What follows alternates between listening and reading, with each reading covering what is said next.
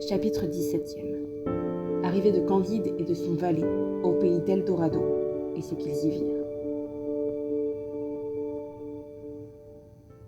Quand ils furent aux frontières des Oreillons. « Vous voyez, dit Cacambo à Candide, que cet hémisphère-ci ne vaut pas mieux que l'autre. Croyez-moi, retournons en Europe par le plus court. » « Comment y retourner ?» dit Candide, « et où aller ? Si je vais dans mon pays, les Bulgares et les Avares y égorgent tout.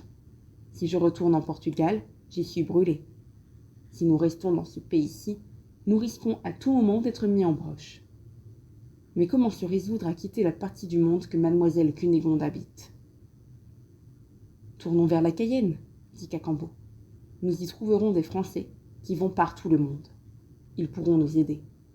Dieu aura peut-être pitié de nous. Il n'était pas facile d'aller à la Cayenne.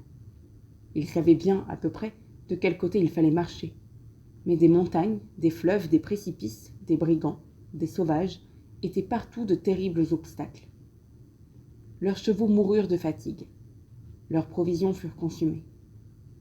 Ils se nourrirent un mois entier de fruits sauvages et se trouvèrent enfin auprès d'une petite rivière bordée de cocotiers qui soutinrent leur vie et leurs espérances.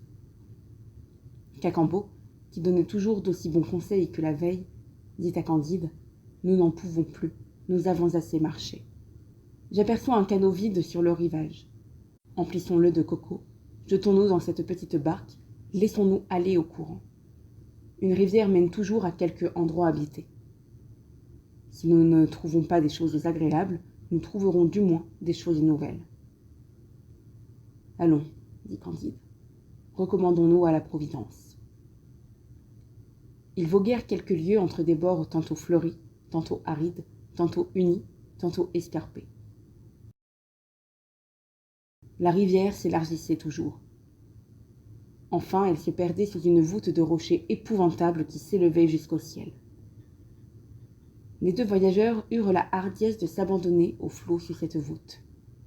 Le fleuve, resserré en cet endroit, les porta avec une rapidité et un bruit horrible. Au bout de 24 heures, ils revirent le jour, mais leur canot se fracassa contre les écueils. Il fallut se traîner de rocher en rocher pendant 1 lieue entière. Enfin, ils découvrirent un horizon immense, bordé de montagnes inaccessibles.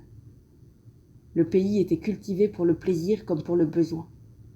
Partout, l'utile était agréable. Les chemins étaient couverts ou plutôt ornés de voitures, d'une forme et d'une matière brillantes, portant des hommes et des femmes d'une beauté singulière, traînés rapidement par de gros moutons rouges qui surpassaient en vitesse les plus beaux chevaux d'Andalousie, de Tétouan et de Méquinez. Voilà pourtant, dit Candide, un pays qui vaut mieux que la Westphalie. Il mit pied à terre avec Cacambo auprès du premier village qu'il rencontra. Quelques enfants du village, couverts de brocarts d'or tout déchirés, jouaient au palais à l'entrée du bourg. Nos 2 hommes de l'autre monde s'amusèrent à les regarder. Leur palais était d'assez larges pièces rondes, jaunes, rouges, vertes, qui jetaient un éclat singulier. Il prit envie aux voyageurs d'en ramasser quelques-uns.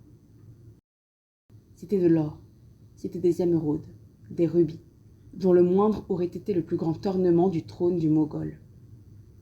Sans doute, dit Cacambo, ces enfants sont les fils du roi du pays qui jouent au petit palais. Le magister du village parut dans ce moment pour les faire rentrer à l'école. Voilà, dit Candide, le précepteur de la famille royale. Les petits gueux quittèrent aussitôt le jeu, en laissant à terre les palais et tout ce qui avait servi à leur divertissement. Candide les ramasse, court au précepteur et les lui présente humblement, lui faisant entendre par signe que leurs altesses royales avaient oublié leur or et leurs pierreries. Le magister du village, en souriant, les jeta par terre, regarda un moment la figure de Candide avec beaucoup de surprise et continua son chemin. Les voyageurs ne manquèrent pas de ramasser l'or, les rubis et les émeraudes. « Où sommes-nous » s'écria Candide. « Il faut que les enfants des rois de ce pays soient bien élevés, puisqu'on leur apprend à mépriser l'or et les pierreries. » Cacambo était aussi surpris que Candide. Ils approchèrent enfin de la première maison du village. Elle était bâtie comme un palais d'Europe. une foule de monde s'empressait à la porte et encore plus dans le logis. Une musique très agréable se faisait entendre et une odeur délicieuse de cuisine se faisait sentir. Cacambo s'approcha de la porte et entendit qu'on parlait péruvien.